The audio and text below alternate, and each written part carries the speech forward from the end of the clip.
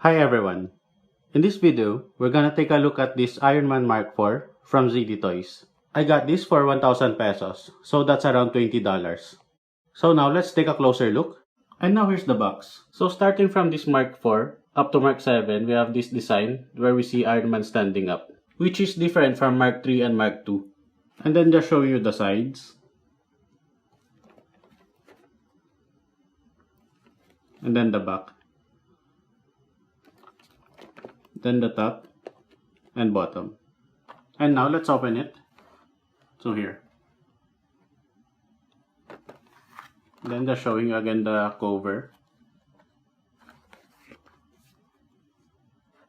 And then the plastic tray for Iron Man itself. Then we have the accessories on a separate plastic tray. And now here's the overall look of Iron Man.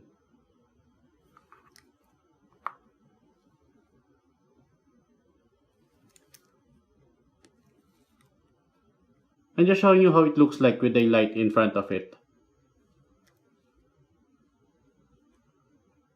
So here.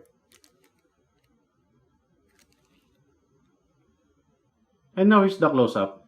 So far I don't have any issues with this faceplate. Then looking at the sides. In terms of movie accuracy, there should be a hole here on the jaw. Here. Then here's the back. The top. Then the chin area.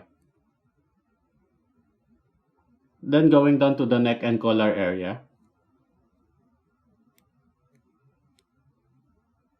So in here, what is lacking is the gold paint. So in the movie, we can see it all the way to the shoulders. Here. And now here's the chest. So this detail here is in the movie.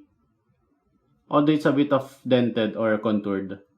And as usual, we have a very detailed dark reactor here. Then here's the abs. So minus a tiny paint chip here. Then going through the sides. Here. So minus an excess gold paint here, although that's fine. And these gold parts here are also in the movie. Although mine was not detailed completely on the second one, as you can see here. Then going to the other side. So again, similar issue. Then going to the back. So here.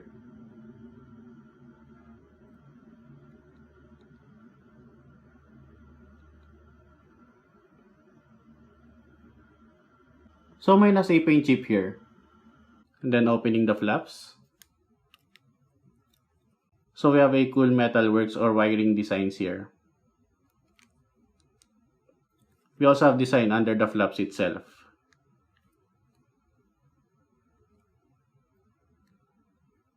And again, in terms of movie accuracy, this part here is in gold. This part.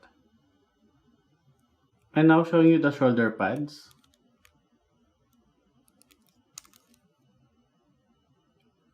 So an excess paint here again. And actually this round part here on the front is similar to what we've seen in the movie. But the round part on the back should be in half. This one. Then for the shoulders itself, we have design on the front. But not on the side. And on the back. So again, some paint chip here. Although that's covered, so that's fine. Then here's the bicep. The tricep part. Then the forearm. Then the elbow. So again, paint chip here. And just show you the covered part of the elbow here. And actually, I also have paint chip on the left forearm of Iron Man. Here. Then moving on to the hand.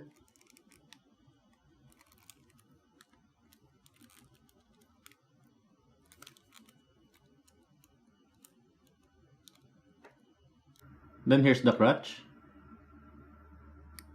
the hips, and then the butt. So again, I have paint chip here.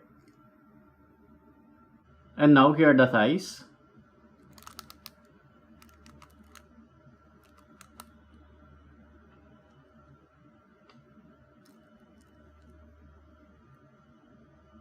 And as you notice, this is in different shading compared to the left side. Here. And on the front, my issue is this excess gold paint on the right thigh.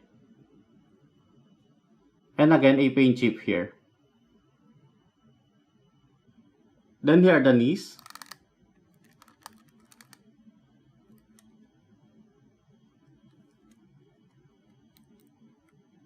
So again, some excess paint here.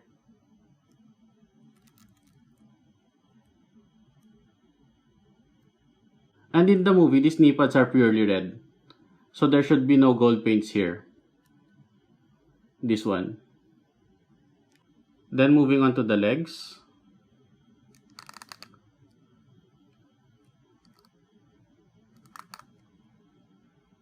Here.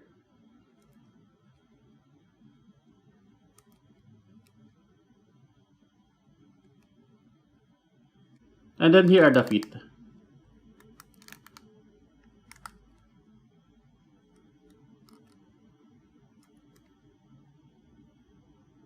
Then here's the bottom of the feet. For the accessories, we have the display base, 4 identical blast effects, and these 3 extra pair of hands. The instruction on how to use the base can be found in the cover, here. So it's at the back part.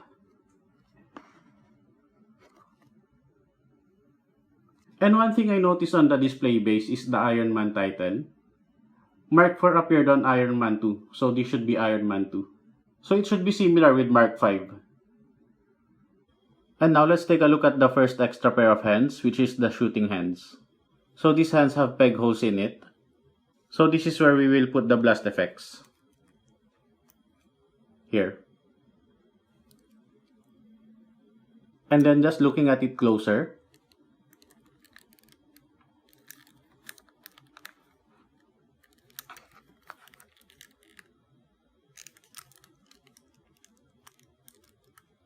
so here.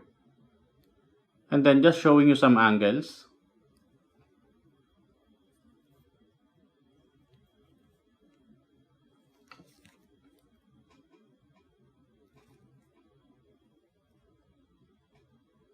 The next extra pair of hands are the aiming hands.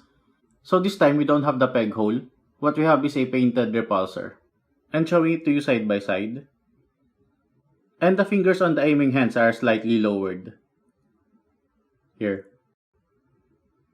And showing you the close-up for the aiming hands. So minus a paint issue here.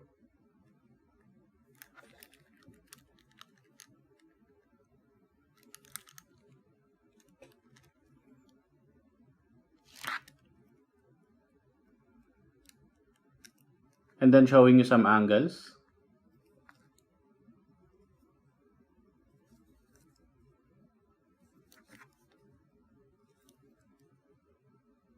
The last extra pair of hands are the relaxed hands. So the relaxed hands have different peg hole position compared to the aiming hands and shooting hands. And now looking at the relaxed hands.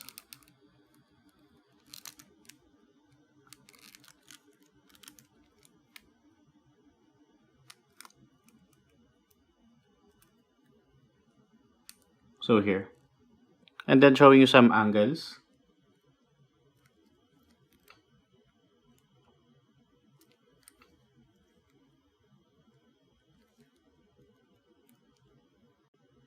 For the articulation, the head can look up this far and down this much.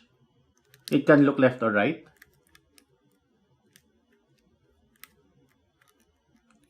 And it can tilt sideways. The shoulder pads can move up or down. The shoulders itself can pop in and pop out. Here. And it's in a ball joint. So you can rotate it 360. You can tilt it in any direction. And you can move it up 90 degrees. We have bicep rotation. The elbows can bend this much.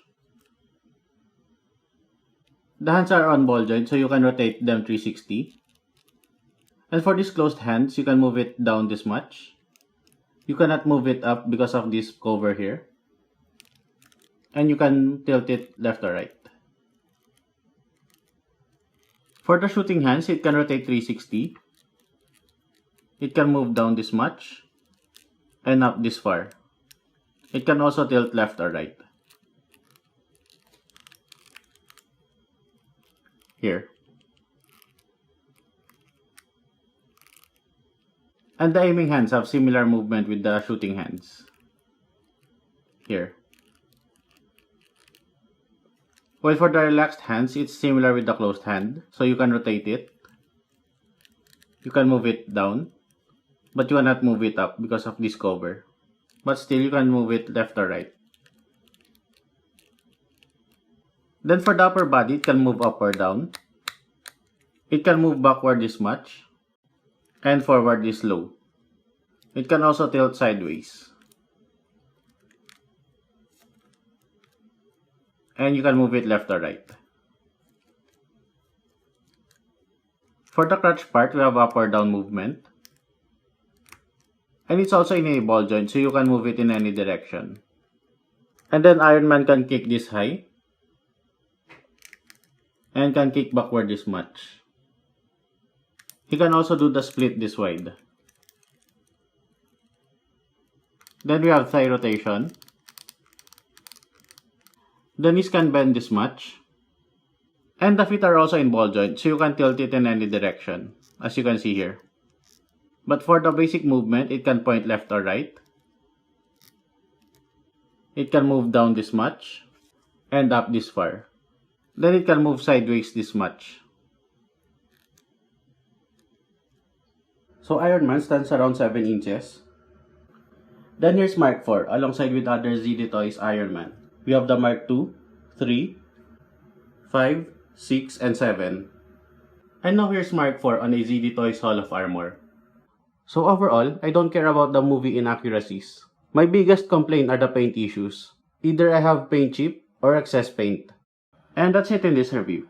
Thank you everyone for watching. If you enjoyed it, please don't forget to like and subscribe. It will help this channel a lot. Also, let me know in the comment section what do you think about this figure. So thanks again and see you on my next review. Bye!